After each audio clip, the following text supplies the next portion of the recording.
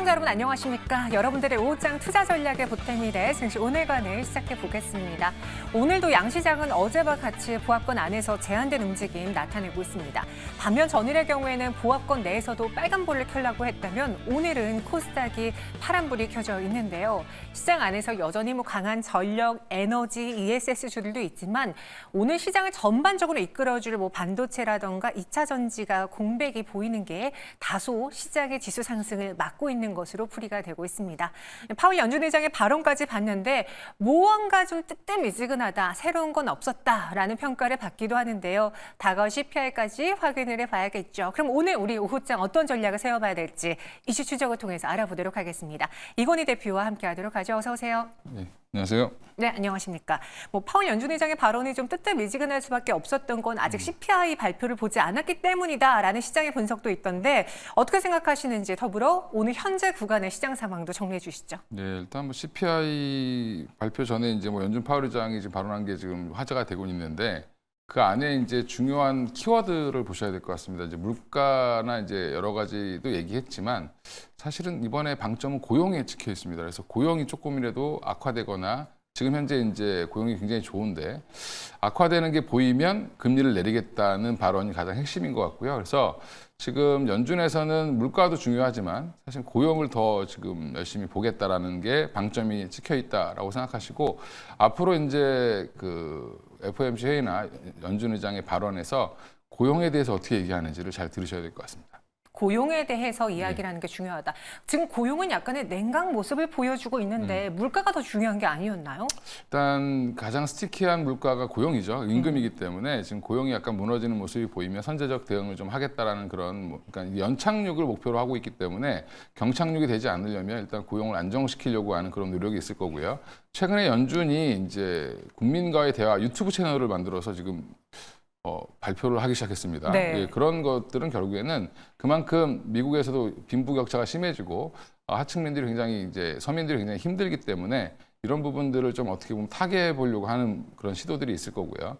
그런 부분들이 지금 고금리 상황에서 고용까지 흔들리게 된다라고 하면 서민층들이 굉장히 안 좋을 수 있다. 중산층 이하가 굉장히 힘들 수 있기 때문에 그럴 때를 대비해서 선제적으로 금리를 내릴 수도 있다라는 부분들을 뉘앙스를 좀 줬다라는 게 저는 가장 핵심이라고 보고 있습니다. 오늘 코스닥은 상대적으로 좀 부진합니다. 그 안에서 주도 섹터도 없어 보이는데요. 현재 주도주 공백의 상황입니까? 그렇죠. 일단 시가총액 상위 종목들 양시장 모두 지금 그닥 그렇게 퍼포먼스를 보여주는 종목이 없다 보니까 네. 지수 그리고 좀 큰 섹터들이 움직이지 않고 좀 작은 섹터들이 움직이면서 코스피도 사실은 뚜렷한 매수세가 들어오는 섹터가 없고요. 그다음에 코스닥 같은 경우도 사실은 일부 제약 종목들만 좀 제약 바이오 종목들 올라오고 있고 일부 장비주들 좀 올라오는 그러니까 어떻게 군을 형성해서 올라오기보다는 그러니까 단발성 이슈로 올라오는 경우가 많아서 아직은 오늘은 주도 섹터가 좀 부재한 상황이다. 그래서 결국엔 좀 눈치 보기를 하고 있는 것 같은데 특히 이제 코스피 지수 같은 경우는 고점 부근에 있기 때문에 여기서 더 치고 나갈 것인지 아닌지를 지금 미국 시장이라든지 여러 그런 기타 매크로 시장을 좀 확인하고 보내려는 그런 시도가 좀 있는 것 같고요. 그래서 외국인들도 보면 오늘은 좀 뜨뜻미지근하게 반응을 하고 있죠. 무슨 코스피 거래소는 사고 있는 것 같지만 제일 중요한 선물을 지금 아직도 오늘은 팔고 있죠. 그러니까 선물을 어제는 좀 샀는데 오늘은 또 팔고 있어서 그렇다고 또 많이 파는 것도 아니고 그다음에 많이 사는 것도 아니고 이런 좀 관망을 하고 있다라고 보시는 게 정확할 것 같습니다. 네, 그런 시장 안에서 오늘 그 와중에 눈에 띄는 이슈 무엇이 있을지 같이 우리가 추적해 봐야 되는 건지 하나씩 알아보겠습니다. 두 가지 이슈 추적 준비해 봤어요. 앞서 말씀드린 것처럼 에너지 키워드 계속 강하죠. 전일은 원전이었다면 오늘은 ESS 어제 이어서 추가적인 상승 나와주고 있고요. 여기에 MSCI 리밸런싱을 앞두고 관련 종목들 패납계 신드롬 다시 보여줄 수 있는지 한번 알아보겠습니다. 먼저 ESS 에너지 저장 장치로 가볼게요. 그동안 ESS 이야기할 때는 신재생 에너지에 좀 국한돼서 이야기를 많이 했습니다. 그런데 최근에 우리가 전기차면 가장 먼저 떠오르는 LFP 배터리, 리튬이온 배터리와도 연관돼서 거론되죠. 왜 그런지 알아볼게요. ESS의 경우는 태양광 풍력 등으로 생산된 신재생 에너지를 그중에서 소비하고 남은 부분을 저장했다가 나중에 필요할 때도 쓸 수 있는 저장했다 사용하는 그런 ESS 에너지 저장 장치입니다. 최근에 이 설치량이 증가하는 이유는 저희가 전에도 원전 이야기했다시피 일단은 전체적으로 각국 에너지 전환 정책이 탄소 중립으로 넘어가면서 에너지를 잘 저장했다가 필요한 타이밍에 필요한 곳에 쓰는 것이 중요해졌기 때문이고요. 기술도 발전했고 여기에 배터리 가격도 하락했기 때문입니다. 여기서부터가 핵심이죠. 왜 자꾸 ESS와 배터리를 연관지어서 말하나? 이 구조를 보시면요. 배터리 기본 단위인 셀이 있고요. 또 셀이 모여서 구성된 배터리 팩, 그리고 이 배터리 팩들이 모여진 렉으로 구성되어 있습니다. 그리고 이를 만드는 방식으로는 크게 리튬이온 배터리 방식과 리튬 인산철 배터리 방식이 있습니다. 지금 ESS의 경우는 대다수가 리튬이온 배터리 방식으로 이어지고 있는데요. 다시 말해서 어느 잉여 공간에 리튬이온 배터리를 모아서 ESS를 만드는 거고요. 동일한 부피 대비 에너지 밀도가 높다는 장점을 보유하고 있습니다. 그런데 최근에 주목을 받고 있는 것은 리튬 인산철 배터리 방식의 ESS입니다. 과충전과 과방전으로 인한 화재 위험성이 낮은데 그보다 가장 핵심은 그냥 저렴하다라는 것입니다. 그리고 이 LFP 배터리 방식으로 ESS에서는 중국이 지금 선도 주자인데요. 오른쪽 화면 보실까요? 미국과 중국의 ESS 누적 설치량 전망을 보시면 미국, 중국 모두 다 증가하는 모양새인데 그중에서 중국의 증가세가 더 가파르고 있죠. 그리고 아래 보시면 ESS용 리튬이온 전지 배터리 업체별 출하에서 1위는 CATL 중국 업체가 차지하고 있고요. 1위, 2위, 3위, 4위, 5위까지 모두 다 중국 업체가 이 파일을 차지하고 있습니다. 그런데 요즘 미국이 중국 때리게 한다, 중국 거 안 쓴다라고 하니 이 시장을 우리가 차지할 수도 있지 않을까라는 기대감이 커지는 거고요. 여기에도 불을 붙인 건 테슬라가 ESS 시장에 대해서 장밋빛 전망을 발표하면서 특히 이번 어닝콜 이후에 ESS의 주가 상승이 더욱더 가팔라지고 있는 것입니다.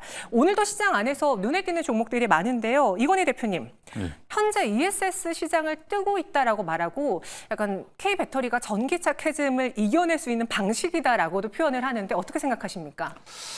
일단 ESS는 계속 얘기가 나왔던 부분이고요. 이게 이제 뭐랑 엮여 있냐면 사실은 최근에 전력난 이슈가 굉장히 난리죠.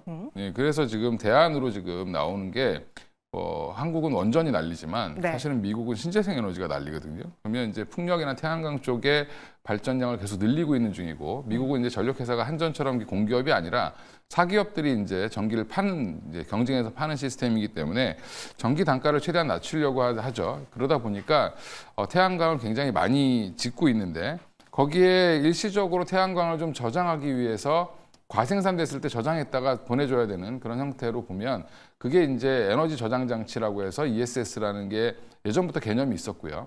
원래는 이제 ESS를 보통 이제 삼원계 배터리를 재활용한다든지 자동차로 쓰다가 남은 걸 재활용한다든지 아니면 LFP로 이제 불나는 걸 방지하기 위해서 LFP를 쓴다든지 아니면 반화준 배터리를 쓴다든지 여러 가지 방식이 있습니다. 근데 그 중에 지금 LFP 배터리를 주로 쓰는 게 이제 주 방식이 됐다라고 생각하시면 되고요. 이미 이제 LG 에너지 솔루션이라든지 테슬라 같은 경우는 ESS 관련돼서 지금 사업을 하고 있고요. 이런 부분들이 이제 이번에 실적 발표를 통해서 테슬라도 실적이 잘 나왔는데 그 배경이 차가 잘 팔린 게 아니라 ESS 때문에 돈을 벌었다라고 얘기가 나왔고 LG 엔솔도 지금 이번에 생각보다 적자가 나오지 않고 흑자가 나왔던 이유 중에 하나도 이게 ESS 쪽으로 물량이 많이 나가면서 좀 좋아졌다. 그러니까 앞으로 신재생 에너지가 확대되면 확대될수록 ESS의 필요성은 점점 커질 거고요. 수소가 완벽하게 이제 저렴해지지 않는 이상은 당분간은 ESS의 전성 시대가 될 걸로 생각하고 있습니다. 신재생 에너지 시장의 파이 상승과 함께 그 안에서 에너지를 잘 효율적으로 저장하고 사용하는 에너지 저장 장치의 수요라던가 그 설치량은 증가할 것이다라고 볼 수 있습니다.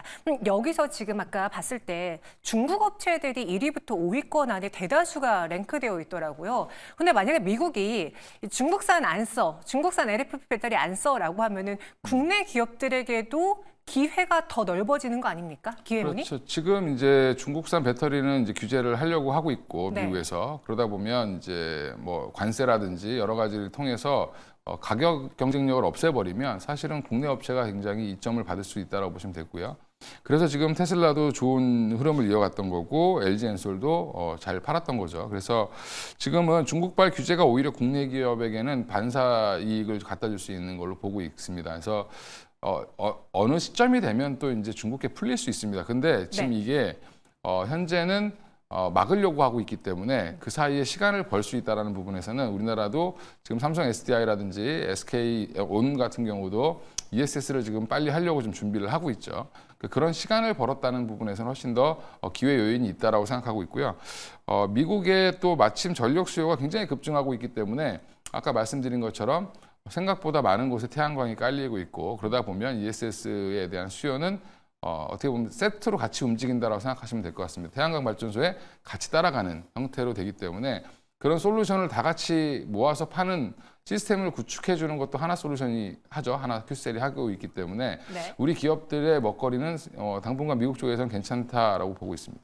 그럼 저희 시청자분 중에서 LFP 배터리에 대한 단점을 이야기하신 분들도 있고요. 그래 싸서 좋긴 하지만 지금 기존의 뭐 NCM이라든가 삼원계의 경우에도 가격을 좀 많이 안정화시키고 있잖아요. 예. 그렇기 때문에 나중에 LFP 배터리의 사용량이 그리 크게 늘지 않을 수도 있다라고 반박하시는 분도 계시는데 어떻게 생각하세요? 지금 그래도 국내 기업들은 이 저가형 전기차를 위해서 LFP 배터리에 발맞춰 나아가고 있긴 하잖아요. 네, 근데 삼원계 배터리의 장점은 에너지를 많이 모을 수 있고 출력을 강하게 할 수 있다는 장점이 있는데 그래서 주로 자동차용에 이제 쓴 거죠 원래는. 네. 지금 LFP 배터리도 상당 기간 동안 중국에서 연구를 하면서 굉장히 성능이 좋아졌습니다. 많이 좋아졌고요. 그래서 지금 우리나라 중저가 자동차들 같은 경우 다 LFP를 적용한다는 게 맞을 것 같고 그리고 이제 LFP의 큰 장점은 뭐냐면 철이라는 게 들어가기 때문에 사실은 가장 지구상에 많은 금속이고 또 하나가 화재 위험이 거의 없습니다. 네. 예, 이게 열이 발열이 좀 안 되기 때문에 대신에 좀 무겁고요. 근데 에너지 저장 장치 같은 경우는 이동을 하는 게 아니라 한 군데다가 설치를 하는 거기 때문에 무거운 게 상관이 없죠. 오히려 불이 안 나는 게 더 중요합니다. 전기차랑은 상관이 없네요. 예, 초창기에 우리가 삼원계 배터리로 만든 ESS 저장 장치들이 불이 나면서 LG 엔솔이 한동안 굉장히 힘들었던 그런 경험을 했었는데 그런 화재 위험에 취약한 게 사실은 또 삼원계 배터리이기 때문에 이런 부분들을 위해서 또 이제 뭐 냉각 시스템부터 시작해서 공조 이런 것까지 같이 다 들어가게 되는데 네. 그런 부분들은 조금 더 이제 보시면 굳이 삼원계를 쓰는 것보다는 LFP를 쓰는 게 여기서는 훨씬 낫다라고 보시는 게 맞을 것 같습니다. ESS에서 LFP 배터리의 그 전기차용의 단점은 크게 적용되지 않는다. 그렇기 때문에 지금 ESS 시장 발전과 LFP 배터리 중요성을 다시 한번 강조하고 있는 것입니다. 관련해서 많은 종목들이 있어요. 앞서 말씀해 주신 것처럼 뭐 선도 기업이라면은 LG엔솔, 삼성 SDI가 국내에 있다면 주가 측면으로 봤을 때는 뭐 서진 시스템, 한중 NCS 오히려 중소형 단에서의 퍼포먼스가 훨씬 더 좋아 보이는데 어떤 종목으로 좀 압축해 보는 게 좋을까요? 그렇죠. ESS 관련된 근데 중소형 종목들을 보면 문제가 뭐냐면 네. 다 적자 기업입니다. 대부분. 실적이 안 나오네요. 한중 NCS도 그렇고 IM텍도 그렇고 뭐 SK 이터닉스도 그렇고 오늘 가장 좋은 종목이 이 세 종목인 것 같은데 삼진 L&D 뭐도 같이 움직이고 있습니다. 대신에 이제 LG 엔솔을 하게 되면 2차 전지 전체적으로 묶이기 때문에 사실은 ESS 관련주로만 보기에는 좀 어렵죠. 그런 의미에서는 중소형주를 하시는 게 맞는데 사실은 한중 NCS나 YM텍, SK 이터닉스 다 저는 괜찮다고 보는데 그중에서 한중 NCS가 사실은 조금 더 사업 내용을 보면 네. ESS 관련돼서 전반적인 거를 다 하고 있기 때문에 사실은 제일 좋아 보이는데 문제는 실적이 별로라면서요. 안 나오고 있죠. 그래서 시가총액도 생각보다 비싸고 네. 그래서 지금은 단기적으로 그냥 대응하시는 게 맞을 것 같고요. 오히려 중장기로 대응하실 거면 사실은 그래도 SK 이터닉스가 조금 낫지 않겠나 이렇게 생각을 하고 있습니다. 그래서 두 종목 정도 보시면서 대응을 하시면 좋을 것 같습니다. 그럼 현재 갖고 있는 분들 한중 NCS 상한가 풀렸는데 매도 합니까? 더 들고 갑니까? 오늘은 좀 한번 파시는 게 좋지 않겠나. 오늘은 살짝 수익을 실현하는 게 어떻겠느냐라는 의견 그리고 중장기적으로 봤을 때는 SK 이터닉스에 대한 매력도도 충분히 있다라고 단점은 실적에 안 찍힌다라는 점 다시 한번 강조해 드렸습니다. 이어서 펜악기로 한번 넘어가 볼게요. 갑자기 어느 순간 시장에서 패시브가 나온 괴물이라는 단어가 사라졌습니다. 실제로 요즘에 MSCI 편출 편입 종목의 영향도는 예전보다 줄었다라고 하네요. 7월 18일부터 7월 31일까지 심사가 이뤄지고요. 그리고 리밸런싱은 8월 30일 예정되어 있습니다. 대표적으로 편입이 예상되는 종목들 시가총액 상위 종목 순으로 한번 나열해 봤어요. LS 일렉트릭이 있고요. 두산 로보틱스, 삼천당제약, 삼양식품, LIG 넥스원, 현대 로템입니다. 최근 시장에서 굉장히 핫한 키워드를 갖고 있는 종목들이 다 랭크되어 있어요. 두산 로보틱스만 뺀다면요. 그런 상황에서 이번에 그 8월 MSCI 효과를 볼 수 있을지 패납게 다시 좀 시장 안에서 부각될 수 있을까요? 어떻게 보세요? 일단 뭐 이게 다 알려져 있기 때문에 네. 이 중에 가능성이 높은 쪽으로 많이 몰리겠죠. 보면 저게 시가총액이 가장 높은 LS 일렉트릭이 가장 가능성이 높아 보이긴 하는데 이 종목들 관련해서 저는 후보군일 때부터 시장에 관심을 받아서 벌써 움직이기 시작했다. 네. LS도 오늘 갑자기 급반등이 나왔죠. 여러 가지 이제 물론 이거 MSCI 지수 편입 이슈도 있겠지만 뭐 구리 가격의 상승부터 시작해서 여러 가지가 이제 작용을 한 걸로 보이는데 저는 그냥 지금부터 꾸준히 관심을 가지셔야 된다. 그 중에 이제 편입이 되면 조금 더 한 번 더 갈 걸로 예상을 하고 있고요. 네.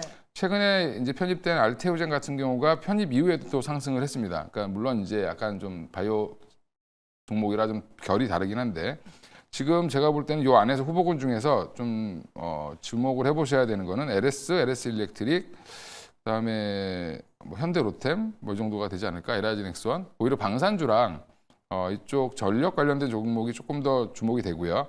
삼천당제약이라든지 뭐 삼양식품은 삼천당제약은 지금 워낙 급등을 하는 종목이라 또 이제 편입 시점까지 어떻게 유지를 할지 또 지켜봐야 된다라고 보고 있습니다.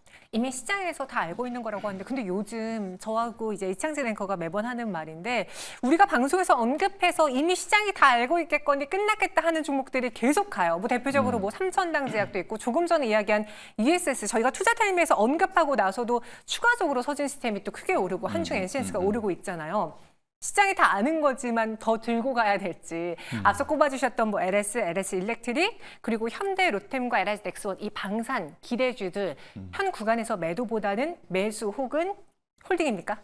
저기 있는 종목들 지금 다 매도보다는 들고 가셔야 되는 종목이죠. 지금은 들고 가자. 들고 가시는 게 맞고요. 꺾일 때까지는 조금 더 들고 가보셔야 된다. 왜냐하면 이게 저도 이제 되게 보수적인데 저랑 네. 오래 방송을 해보셔서 아시겠지만 되게 보수적인 편인데 이 치고 나가는 종목들이 생각보다 지금 더 강합니다. 강하고 매수가 더 몰리기 때문에 사실은 그리고 거의 꼭지를 찍는 게 ETF 만든다 그러면 거의 꼭지더라고요. 아, ETF 나올 때 맞아요. 예, 그 로봇 ETF 나오고 로봇주들이 쫙 빠졌죠. 예, 맞아요. 그러니까 그런 이제 요즘에 ETF 시장이 커지면서 우리나라 국내 ETF도 출시가 되면 그 다음부터 좀 주가가 꺾이는 경향이 있기 때문에 오히려 MSCI 지수 편출입보다는 사실은 뭐 그게 더 크지 않을까. 예, 요즘에 인기 있는 걸 가지고 또 만들기 때문에 그러면 그 ETF 같은 경우는 나오면 그때 사시면 안 되고요. 좀 이따 사셔야 된다. 이렇게 말씀드리겠습니다. 네, 이번에 패납계만큼의 뭐 강한 시그널은 보이기 어려울 수 있습니다. 왜냐? 이미 시장 안에서 전력으로, 방산으로, 바이오로 묶이면서 주가가 크게 실현됐던 종목들이 대거 랭크되어 있기 때문인데요.